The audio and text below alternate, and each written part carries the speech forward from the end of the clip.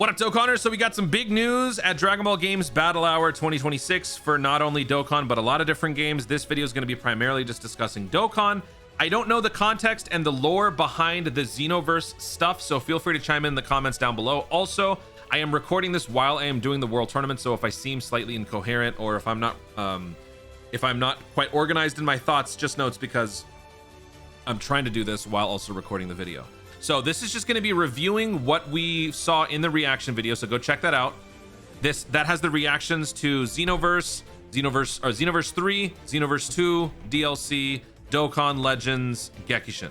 All of that is in there. I've time coded everything. This is going to be just talking about mainly the Dokkan stuff. So we are getting a new LR summonable god Vegeta plus sea urchin. I don't know what this is. I don't know the name of it, but it's got to do with the Xenoverse DLC. They're like FU does some weird shenanigans. He corrupts Frieza, he corrupts Jiren, he corrupts all these boys, and they all grow this little chest hair thing. So that is the new summonable LR, but it's not Golden Week. So this guy is going to be dropping on the 22nd of April, which is right after this part 2, but it is also before Golden Week. So it's going to be an accelerated celebration with some parallel overlap going on here. And if you're wondering why they're doing this, just know that this is not an uncommon practice. In fact, we used to have this on a regular basis every year back when we were doing Dragon Ball Heroes celebrations in November. So it's kind of funny, we're kind of returning to form with a few different changes. They moved the Tanabata celebration from its original spot back to July, which ironically was its original spot for JP players. And now it seems like the Heroes celebration has moved into this spot. I don't know if this is going to be a permanent fixture or if this is just a one-time thing to sort of commemorate the Xenoverse hype that's happening with the arrival of Xenoverse 3 and Xenoverse 2's finale coming soon. But this is not uncommon. We have done this. So the last time we had a crossover celebration was in November of 2024. That was when the final set of Heroes characters released. Now, some people are wondering why the Heroes celebrations on Dokkan have come to an end, but the Dragon Ball Super card game has seemingly continued with Heroes, because as we saw at Battle Hour, they were showing some card arts with Heroes characters. I don't know for sure, but if I were to guess, the reason for this is likely due to the fact that Dokkan uses animations as references to basically recreate moments from, the anime. But for Dragon Ball Heroes, that comes in the form of the promotional anime. If there's no more Heroes, there's no more Heroes promotional anime. And that is why I think they've stopped it. With divers now being a thing, taking away from Heroes, that's also why. But the card game can seemingly continue because there's no voiceovers, there's no animations that they have to worry about. It's just a one-time drawing, and then that's it. So that's my guess as to why. Does that mean that there could be more Heroes updates down the road? You never know. I think with the... I'm pretty sure, correct me if I'm wrong, I'm pretty sure Divers has not been doing so well. So with the underperformance of Divers, it's possible that we could kind of go back. Especially based on the fact that these guys had said we were going to be getting Heroes EZAs soon. Like, even though new characters would not be dropping, we'd be getting Heroes EZAs. We haven't had one since November 2024, and it's now almost been 2 years. So I think it was mainly just because they didn't know how they were going to be proceeding with this whole licensing stuff with Heroes, that they couldn't quite give a definitive yes on more Heroes. They just said in the future or soon or something like that. So there is also that. But anyway, this released back in 2024. That was the last time we had any sort of EZAs or a full-on celebration. These characters, in terms of their overall impact on the meta, they are not the best. And probably for good reason, because like the Heroes being an OVA or a non-canon thing, these characters are sort of like that. They are not part of the official sacred timeline. They're sort of extra canonical bonus celebrations that most people generally tend to not invest in just because of their long-term impact is not as prevalent. Since the power creep has evolved over time, you could argue that these guys will become more influential on the meta, which is possible, but when it comes to the whole no new units thing, these guys are generally off limits because of how exclusive and how much of a one-off they are.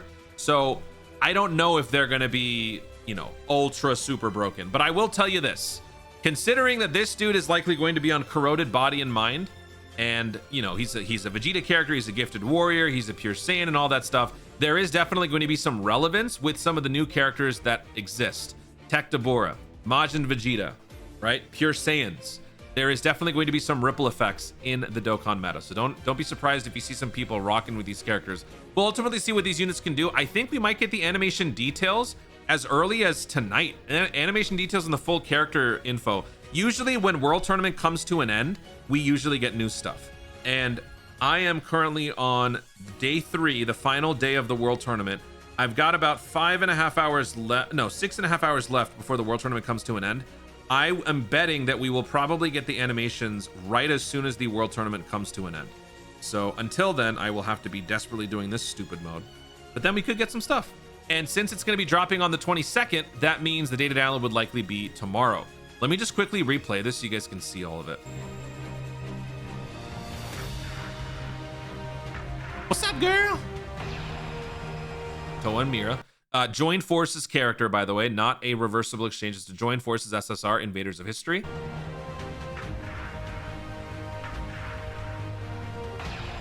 Never played the game, never, you know, I don't know anything about it, but in my humble opinion, I am a huge hater. Trunks Zeno is just so boring to me. I know nothing about the character, but he's just boring. And then check this out. First of all, that's God Vegeta from Dragon Ball Super Broly. But look at, there's FU in the back.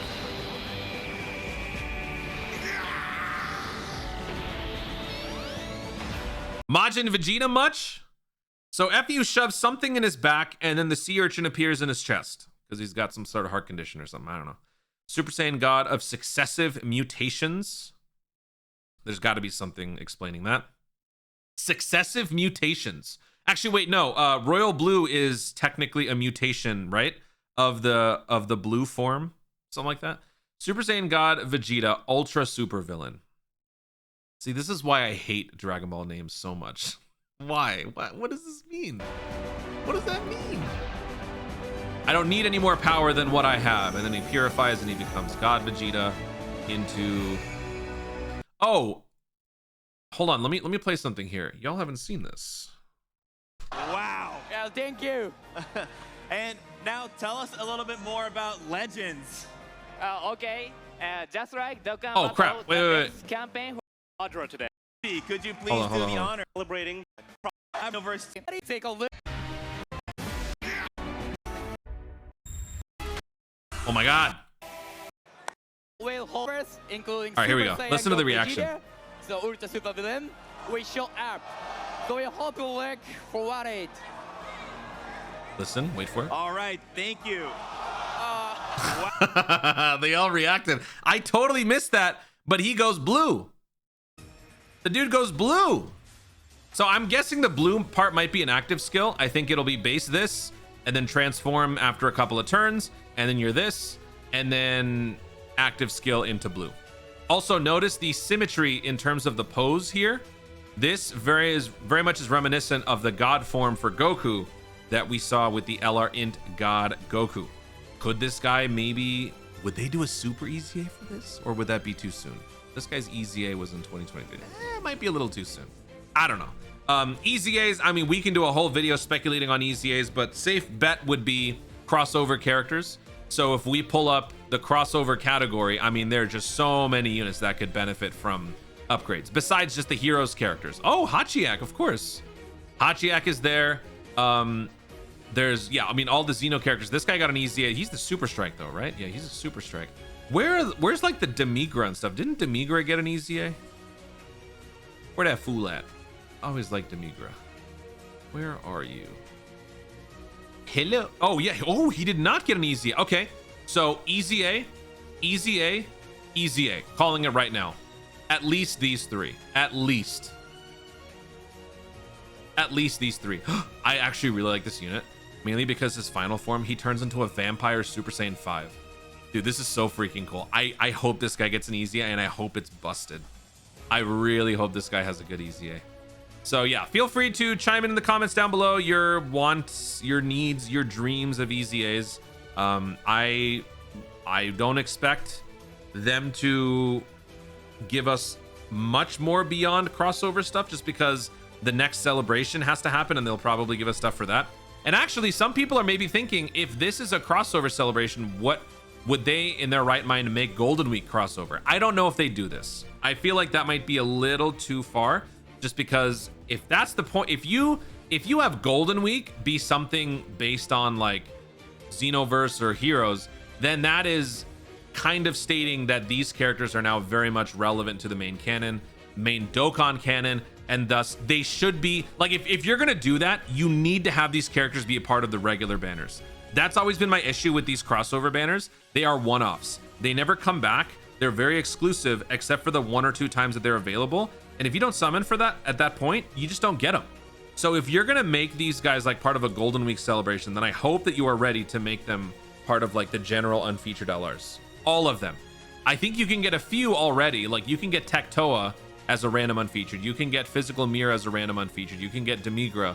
But I'm talking like all Heroes characters. Bring them all into the fold. Why not?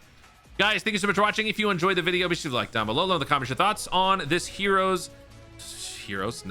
on this Xenoverse 2 crossover collaboration frenzy. Are you guys excited for this? Will you be even partaking in the summons for this celebration? Are you going to wait to see what Golden Week is going to be? Do you have any additional thoughts that you would like to add? Is there anything that I've missed?